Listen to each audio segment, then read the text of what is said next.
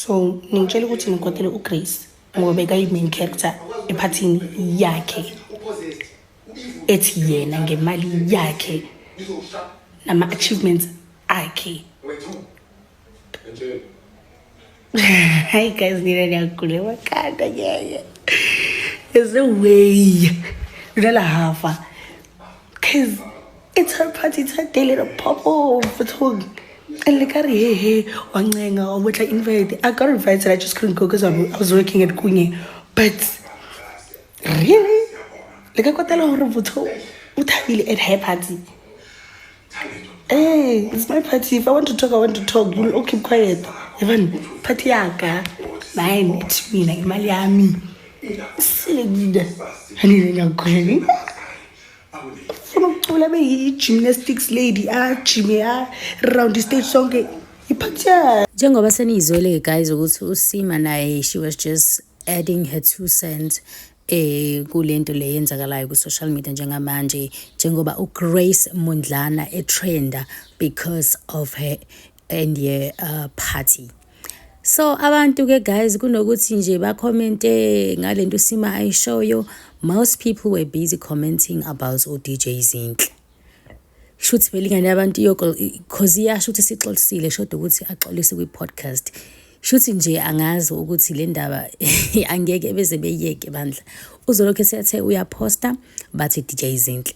Athi bathi DJ Zinhle. Kodwa ke let's check the comments guys. Uthi lona Sima wabora wena. How can you say such about DJ Zinhle's husband? You see?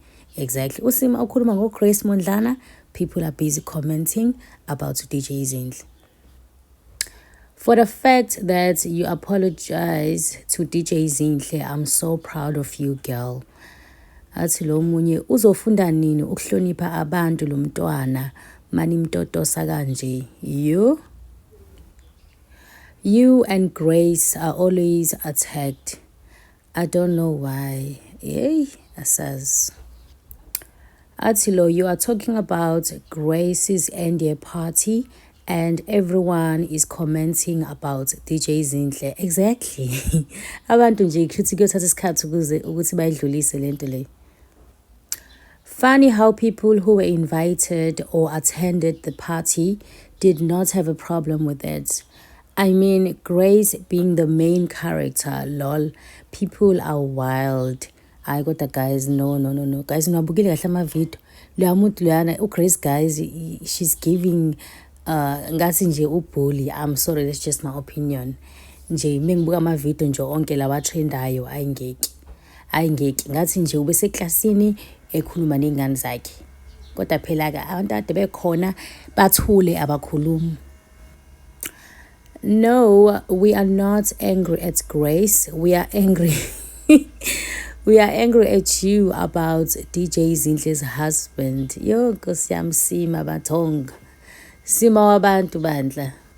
Athi lona, no one is angry, but if something is funny, we mustn't laugh because it's Grace Mondlana. Ngeke. Uyabheda lo sis. Hey, uthi la khona esecula no ubani uBhasi noma uBasi. Manje sekungathi manje uBhasi uyena i-backup singer yakhe. I was like, wow. Hey, le ntombazane. DJ Zinhle is not happy ngalento oyishilo sisi. Hey, Nkosi yami waze washa Sima. Hey, kodwa nawe. Ay shame. Uyibizelani indoda ya DJ Zinhle ngenja? People were coming for her big time, guys. I couldn't share all the comments because there were so many saying one and the same thing. Atilona awa, she's too bossy. I agree. She is giving the energy uthi mina I am bossy. This is my party. Khale sami isicathulo la. Hayi we Grace. Uyibizelani indoda ka DJ Zinhle ngenja? Uhlanganaphi nokuthi indoda yakhe yenzani? Uyaphapha wena. Abantu bayabhala emafonini yabo ngeminwe yabo kuma comments. Hayibo. Why y'all keep saying Sima is handsome? Hey, ngike ngayibona nami leyo comment ethi uSima uhandsome kakhulukazi kule video le la kade kubiza khona uBruce ebethi uBruce Mumbi kwathiwa nawe nje uhandsome. Yo guys, phuma endabeni zabantu. Oh, hey guys, aphume kanjani ngoba phela she's a podcaster. They have to talk about people. If they don't talk about people, bazokhuluma ngani? Vele ngiyakancami mina ngiyodla ukhari wameva. Guys, yazi nami ngiyafuna ukuya ephathini kancami. I really want to go. Shame nje baningi abantu abathi bazobe beya khona. Like ngiyahalela shame afuna amanga. Uthi lona Thula noma Russia hawe sisalapho futhi. Engeke guys, 2025 a lot happened, but a lot happened for Usima. A lot happened in that party, and those influencers abafuni ukukhuluma. Nami ngiyasola ukuthi khona abasifihlela khona, but asithuleni sibheke mhlambe as time goes someone ukhona uzokhuluma something asas. Hayi bandla cause hayi shame. Uthi lona waqala nge-trafficking manje amadoda wabantu izinja. Hayi shame. Kancane kancane wavela. Umuntu ogule ekhanda uwe for what you said about Zinhle's husband.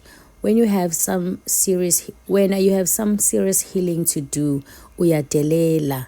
Normalize calling out the man who hurt you izinja, not people abangana business nawe. Yo. Uthi lo kuya kuhlula ukuba influencer or whatever you are. Uyabona kodwa nontombi, usuyibizelani indoda yomunye ngenja wes kwi-podcast. You are slowly killing your brand. Kodwa wena awuboni mtase.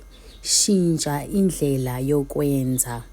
Wow, I love this comment. It is like, yeah, I agree. Sima, you need to read this comment and yeah. Hey guys, that's it from me okwamanje. Bafethu mina sengikhathele ukukhuluma ngoSima manje. Sima this, Sima that. But uyena guys naye akayeke bakwethu. Akastop nathi so stop khuluma ngaye. Yo khathele mina manje. Guys, thank you so much for watching guys. Please do subscribe. I'm on the road to 3K subs. Thank you so much for watching. I'll see you on my next one.